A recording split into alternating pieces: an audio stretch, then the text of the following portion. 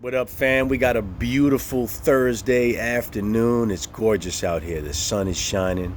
It's just an amazing day. And I just wanted to come out and read my morning coffee post again and just speak to it in just a little more detail. Um, because it really blessed me when I read it. And so I figured, you know what? Since the word was that good, let's just come out and read it one more time. So the post this morning came from Job chapter 37, verses 11 and 12.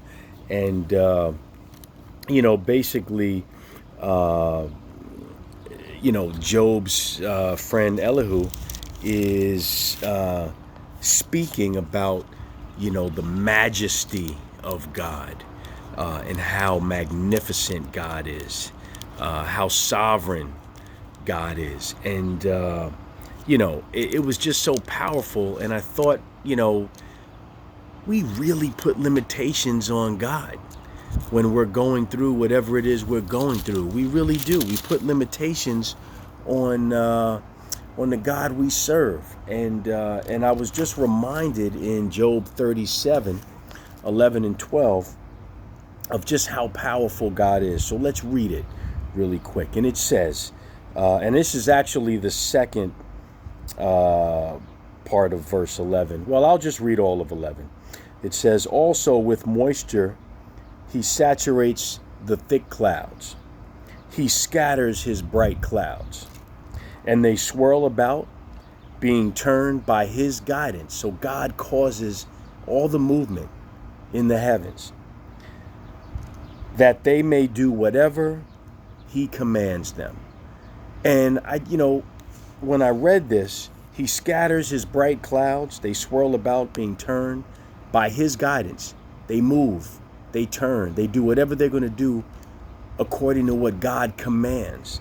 And I just thought, if a God can create everything around us, the heavens, the earth, the atmosphere, the waters, everything, if he can create life as we know it, okay, the everything, the solar system, everything. You look up, you look down, look around, it's all God's creation.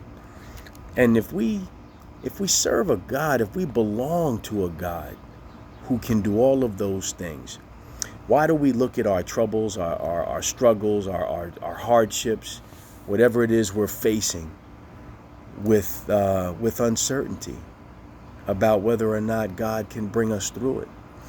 Why do we doubt God? And I just thought, those two verses in their simplicity speak to how powerful God is. He scatters his bright clouds. The clouds belong to him. They all belong to him. They're his. He moves them.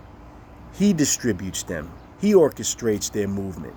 That's the God we serve. And so if that's the God we serve, why in the world would we doubt whether or not God can take care of our finances, straighten out our relationships, get our children on the right path, secure a job, get us through whatever it is we're going through, whether it be health, whatever it is. I don't know. You all know your circumstances and your challenges. And so whatever it is you're facing today, give it to a God who orchestrates the heavens, who distributes his clouds, okay, and allows them and makes them move according to his purpose for his glory. He commands them.